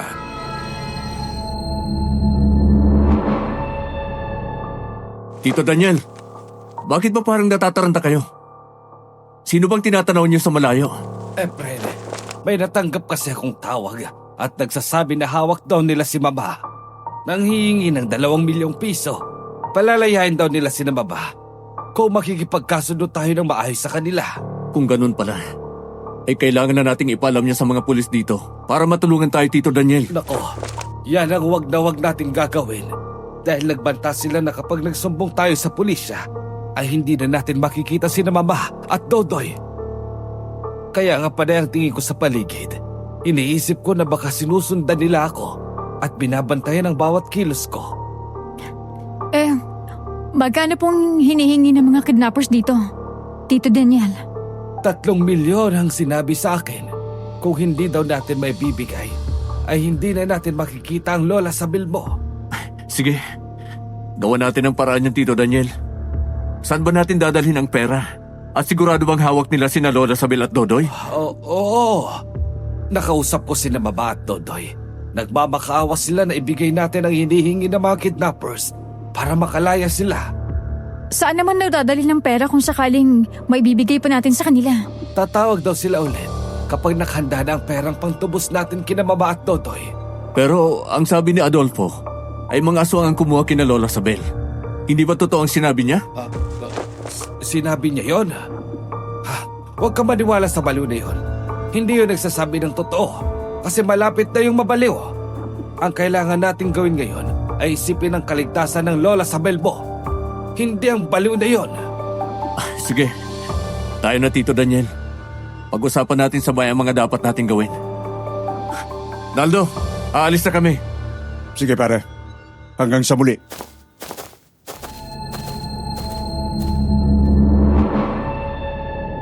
Nang isara ni Naldo ang gate ng mansyon ay sumakay na kami ni Selena sa aking sasakyan. Si Tito Daniel naman ay sa kanyang kotse sumakay. Sumunod na siya sa amin nang umuwi kami ni Selena. Doon na kami tumuloy sa bahay ni na Tito Alberto para malaman din ni Nancy kung ano ang nangyayari. Ipinasundo ko si Mami bago simulan ang pag-uusap namin.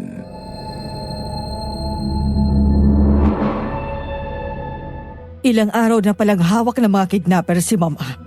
Nakakapagtaka na ngayon lang sila tumawag sa iyo, Kuya Daniel. Nagtataka nga din ako, Narda.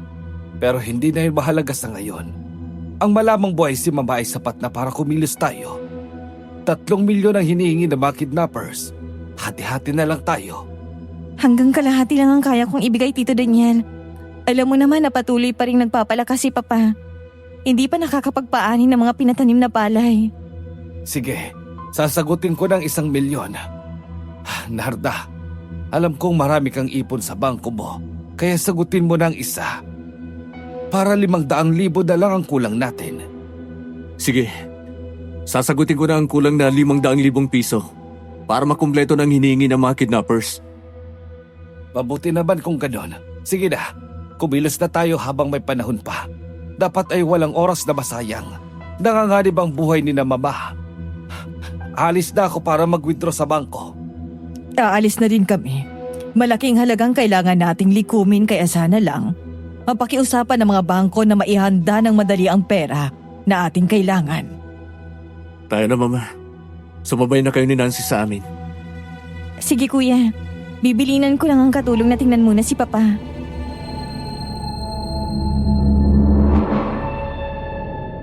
Kaagad niya kaming nakipag-ugnayan sa mga bangko kung saan nakadeposito ang aming mga pera.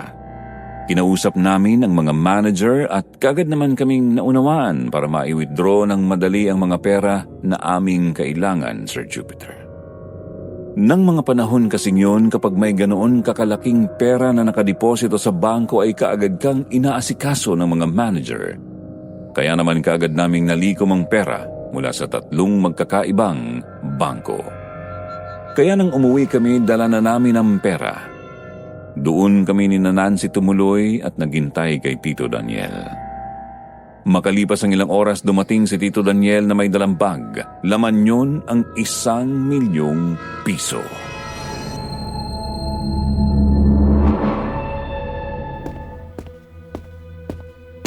Nakahanda na ba ang mga pera nyo? Oo, Tito Daniel.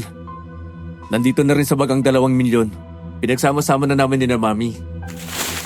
Tumawag na ba sa'yo ang mga kidnappers, Kuya Daniel? Habang papunta ako dito, ay tumawag na sila sa akin.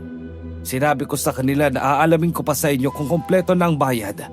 Kaya sabi ko, tumawag sila pagkalipas ng kalahating oras.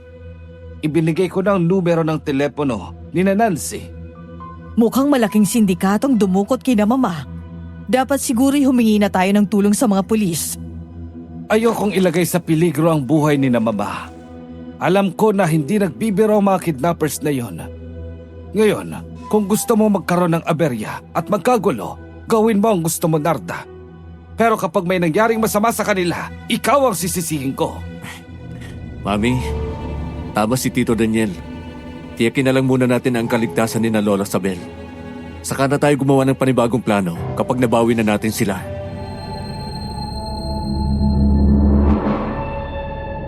Di nga nagtagal ay naputol ang aming pag-uusap ng tumunog ang telepono ni Nancy. Ako ang unang dumampot sa telepono at nakausap ko nga ang kidnappers. Gusto niya ay si Tito Daniel ang magdadala ng pera na pangtubos kina Lola Sabel. Ipaparada niyo ng kotse sa tapat ng palaruan sa plaza sa sentro ng baryo at doon siya susunduin ng mga kidnappers. Dapat ay siya lang mag-isa. Kailangan siyang isama ng mga kidnappers para makuha niya sina Lola. Kaya pagdating ng 6:00 ng gabi, ganoon na nga ang ginawa namin. Habang sakay ng kanyang kotse si Tito Daniel at pumarada sa lugar na sinabi ng mga kidnappers, tahimik siyang naghintay doon. At di nagtagal, may sumakay na 2 lalaki sa kanyang kotse.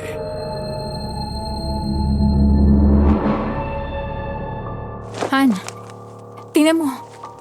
Parang mga aswang mga sumakay sa kotse ni Tito Daniel. Parang mga taong aso ba yun? Taong lobo. Kung ganon, ay totoo nga din palang sinabi ni Adolfo. Mga aswang ang dumukot kina Lola Sabel at Dodoy. Ayun, umalis na sila. Sundan na natin. Baka kung ano na naman ang gawin nila kay Tito Daniel. Mabuti na lang at dala pa natin ang mga panglaban sa aswang. Magagamit natin ang mga ito laban sa mga yan. Bilisan mo, Han. Baka makalayo sila. Hindi tayo pwedeng dumikit sa kanila. Baka makahalata ang mga kidnappers. Mabulilyaso pa ang lakad natin.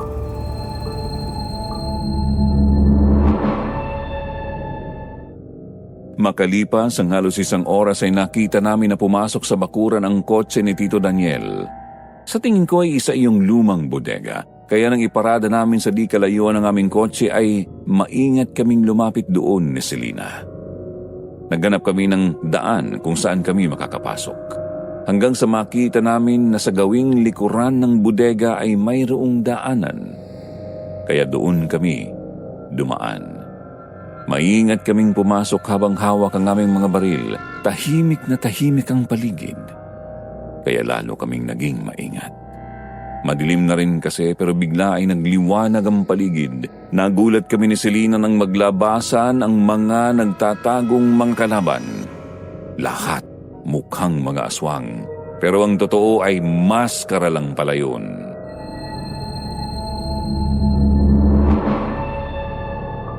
Bitiwan nyo na mga baril nyo. Huwag nyo nang tangkay na lumaban pa. Han, ibaba mo na ang baril mo. Na-surprise nila tayo, Han. Mabuti na matat kayo na lumapit sa inyong kamatayan. Hindi na ako mahihirapan sa inyo. Nakuha niyo na ang pera, di ba?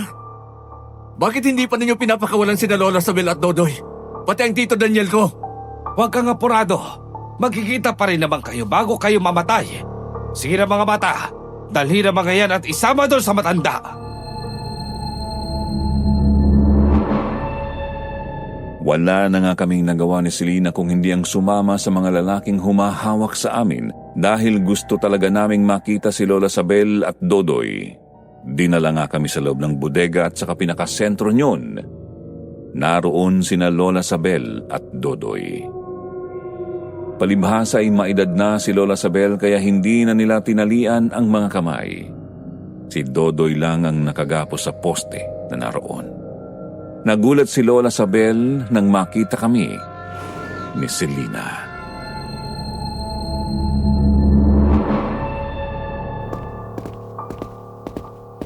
Lola Sabel, ayos lang po ba kayo? Oo, Efren. Ayos lang ako. Ay bakit narito kayo? Dinukot di pala kayo ng mga walang hiyang to. Opo, Lola Sabel. Ipinapatubos kayo ng 3 milyong piso. Nasa kanila ng pera. Si Tito Daniel ang naghatid at lihim kaming sumunod. Kaya lang nahuli na kami. Lola Sabel, nasa na po si Tito Daniel? Ang walang hiya na Tito Daniel mo ang dumukot sa amin. Walang utang na loob. Matapos kong ampunin at pag-aralin, ay ganito pa ang gagawin sa akin. Dinukot ako at ikinulong dito. Ayan ang walang hiyang si Daniel. Nakasuot ng maskara ang halimaw. Hay! Ikaw talaga, Doña Sabel. Masyado mong minamadali ang mga pangyayari. Hindi pa nga ako tapos sa mga palabas ko. Sinabi mo na kaagad sa kanila. Heto na. Aalisin ko ng maskara ko. Wala nang dahilan para itago ko ang mukha ko. Tito Daniel, anong nangyari sa inyo? Bakit ginawa mo to? Nakalimutan mo na ba ang lahat ng mga magagandang ginawa sa'yo ni Lola Sabel? Ipinagpapasalamat ko naman yon, Efren. Nagkaroon ako ng maayos na tirahan. Hindi na ako matutulog sa kalye. Lalo na nga't pinag-aral pa niya ako. Naging engineer ako. Kaya lang ay nalulung ako sa sugal at droga. Naubos ang pera ko. Kaya humingi ako ng pera sa lola mo. Kaya lang ayaw niya. Hindi niya ako pinagbigyan. Dahil ayokong konsentihin ang pagkalulong mo sa sugal at droga. Kung wala ka ng pera, anong laman ng bag na dinala mo sa amin? Puro papel lang yun. Natawa nga ako sa iyo eh. Pulis ka pero hindi mo malang naisip na tingnan ang laman ng bag ko. Doon pa lang sana ay nalaman mong nanluloko na ako. Hindi ko ginawa yun dahil nagtitiwala ako sa'yo, Tito Daniel. Hindi ko akalain magiging ganito kakasama. Naging ganito ako dahil kay Doña Sabel. Ayaw niya na akong bigyan ng pera. Nabasa ko pang last will and testament niya na halos lahat ng kanyang ari-arian ay ipinamamana niya kina Narda at Alberto. Dahil sila ang tunay na anak. Pero ako, kaunti lang ang ibibigay sa akin. Kaya nagawa mong masasamang bagay sa mga anak ko na itunuring kang tunay na kapatid, hindi ba? Sabihin mo sa kanila ang lahat ng sinabi mo sa akin, Judas ka! Natigilan si Tito Daniel. Nakita ko ang lungkot at galit sa kanyang mga mata. Tatayusan na ako pero pinigilan ako ng mga tauhan niya. Isa roon ang sumuntok sa sikmura ko ng ilang ulit kaya napaluhod ako. Si Selena ay hindi rin makagawa ng kahit anong aksyon dahil may nakatutok na baril sa kanya. Nang malulung ako sa sugal at droga, nagkaroon ako ng utang kina Maxi. Papatayin nila ako kaya lahat ng pera ko na ibigay ko na sa kanila. Gusto ko makabawi. Gusto kong makuha ang lahat ng kayamanan natin kaya gumawa ako ng plano. Anong mga plano? At kahiyupan ang ginawa mo, Tito Daniel? Una ay inalisan ko ng preno ang sasakyan ng mga magulang ni Adolfo. Lumabas na aksidente ang kinamatay nila. Ipinakulam ko naman ang asawa ni Alberto. Kaya namatay siya sa karamdaman na hindi alam ng mga doktor. Hayop ka talaga! Napakasama mo pala! Si Adolfo, kaya parang wala sa sarili niya. Lihim kong nilalagyan ng droga ang bote ng tubig sa mansyon. Baliw na siya ngayon. Sayang nga lang at nakaligtas sa Alberto. Pero hindi bale, pagkatapos ko kayong patayin, ay isusunod ko na sila. Kung ganon, ikaw pala ang punot dulo ng lahat ng kaguluhang ito. Dahil sa kasakiban mo, nagawa mong patay ng mga taong nagmahal sa'yo ng totoo. Wala ka palang konsensya. Oops! Meron pa rin ako niyan. Kasi hanggang ngayon, ay inaalagaan ko pa din ang mahal mong Lola Sabel. Unggoy! Kaya mo lang naman ako inaalagaan. Ay gusto mong baguhin ang aking will and testament para mailipat sa iyo ang lahat ng mga maiiwan kong ari-arian. At yun naman ang dahilan kaya nananatili kang buhay, Doña Sabel. Pero alam mo, nagpagawa na ako ng will and testament. Pipirma ka na lang. Pero kung tatanggi ka pa din, ay papatayin na kita. At ang thumb mark mo na lang ang kailangan ko. Ngayon ako nagsisisi na nagpalaki pala ako ng isang ahas na tutuklaw sa akin pagdating ng panahon. Kahit anong magyari, hindi ako pipirma dyan. Hindi mo magagawa ang gusto mo. Kung ganon, ay papahirapan ko ang mga apo mo sa harapan mo. Mga bata, gulpihin ninyo ang mga yan. Tito Daniel, tumigil ka na. Huwag mo silang sasaktan. Mananagot ka sa akin. Eh kung pasabugin ko ng bala ng baril ang ulo mo, ha?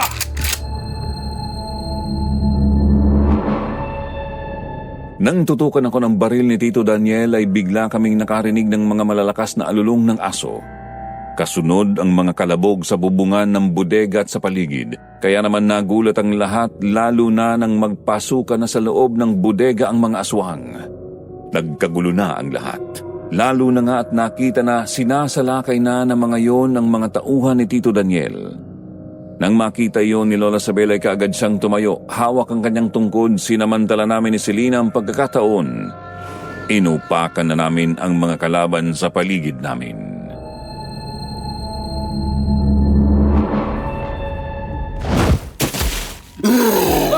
Aswang! Pinasok tayo ng mga aswang! Patayin ninyo silang lahat! Ang mga kagaya nyo ang dapat mamatay. Sige mga aswang, ubusin nyo silang lahat. Wala kayong ititirang buhay. Mga masasama ang budhi ng mga yan. Ikaw ang mamamatay, Doña Sabel, para tuluyang maging akin ang kayamanan mo! Kaagad kong dinamba si Tito Daniel. Nagsuntukan kami habang nag-aagawan sa baril. Ilang suntok ang pinatama niya sa tagiliran ko. Masakit yun pero tiniis ko dahil mas delikado kung makukuha niya ang baril.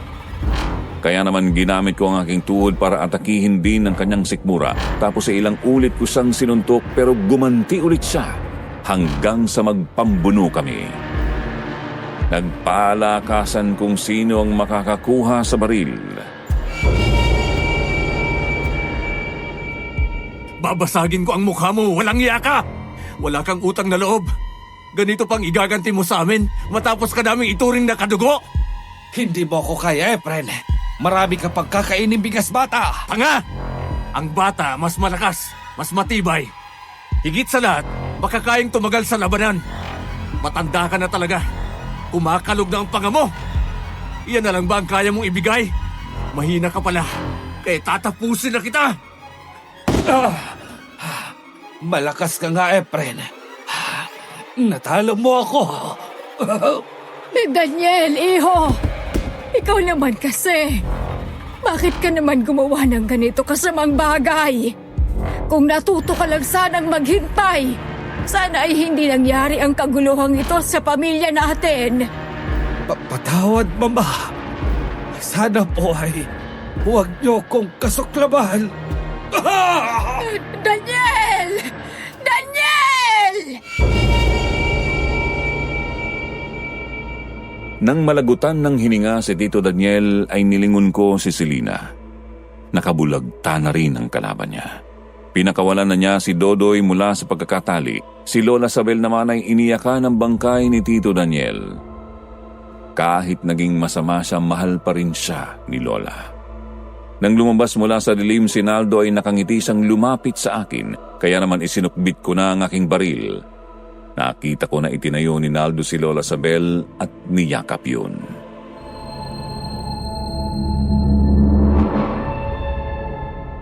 Maraming salamat, Naldo. Kung hindi dahil sa inyo, ay baka kung ano na ang nangyari sa amin. Efren, kahit magkaiba ang dugong nananalaytay sa aming mga ugat, di makakaila na magkakamag-anak pa rin tayo dahil kina Lola Sabel at Lola Amelita. Oo nga. Salamat ulit.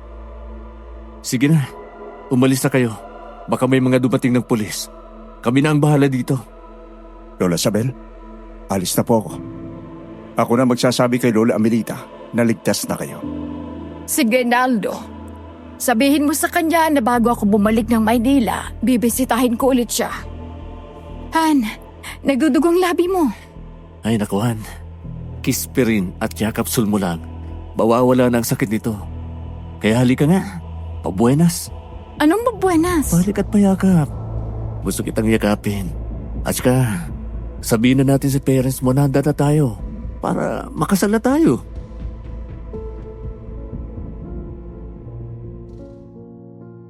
Lumabas sa investigasyon ng mga pulis na nagkaroon ng onsehan ang grupo ni Tito Daniel dahil ang mga balang pumatay sa kanila ay galing din sa mga baril nila.